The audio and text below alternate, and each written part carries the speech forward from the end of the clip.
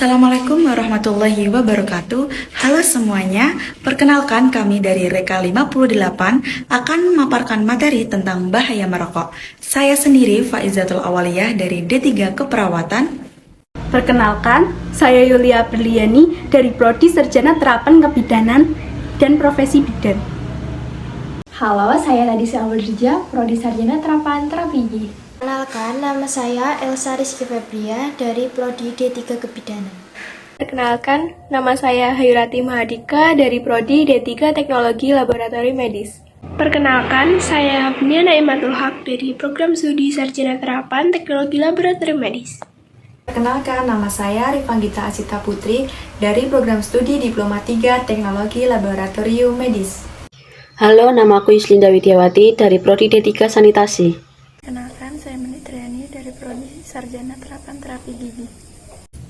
Perkenalkan, saya Koornisa Zekia Indrasari dari Sarjana Terapan Sanitasi Lingkungan. Halo, perkenalkan, saya Prilia Sunati Putri dari Prodi Sarjana Terapan Keperawatan dan Profesi Nurse.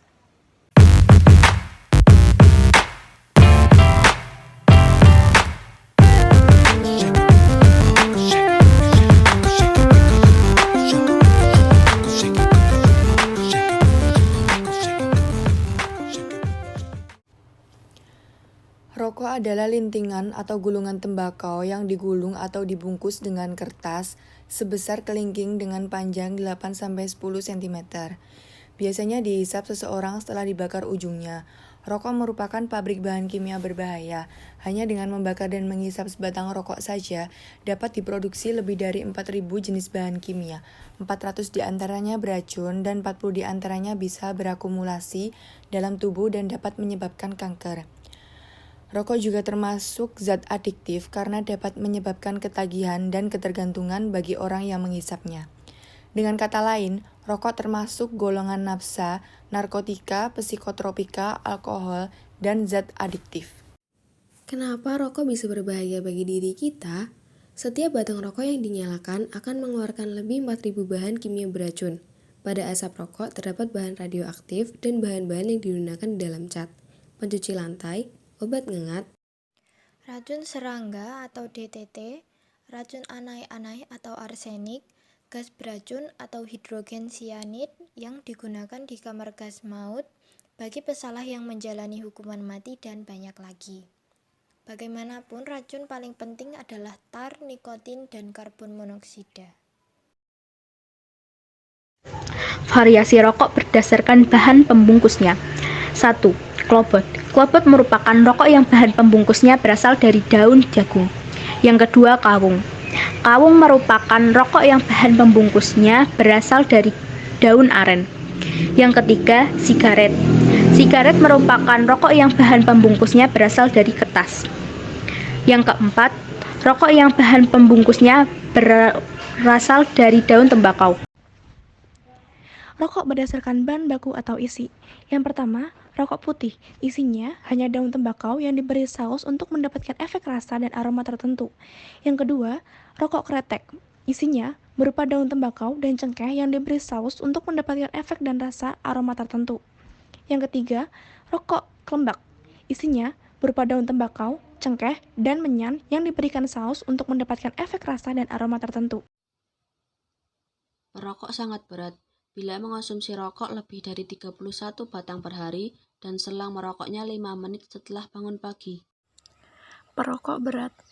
Perokok berat merokok sekitar 21-30 batang sehari dengan selang waktu sejak bangun pagi berkisar antara 6-30 menit.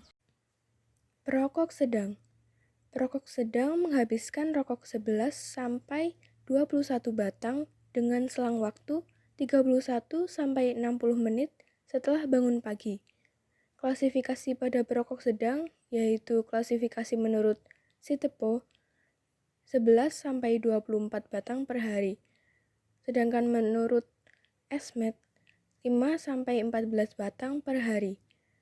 Dan klasifikasi menurut Muqtadin 11-21 batang rokok per hari selang waktu 31-60 menit setelah bangun tidur. Jadi perokok sedang menghabiskan sekitar 200-600 batang rokok per tahun. Perokok ringan. Perokok ringan menghabiskan rokok sekitar 10 batang dengan selang waktu 60 menit dari bangun pagi. Efek racun pada perokok. 14 kali lebih rentan menderita kanker paru-paru, kanker mulut, dan kanker tenggorokan. 4 kali lebih rentan menderita kanker eksofagus. 2 kali lebih rentan menderita kanker kandung kemih. 2 kali lebih rentan terkena serangan jantung. How to stop smoking? Yang pertama, motivasi, yakni bulatkan tekad untuk berhenti merokok. Bulatkan tekad dan tujuan Anda berhenti merokok. Mulailah untuk menentukan alasan yang lebih spesifik dan kuat.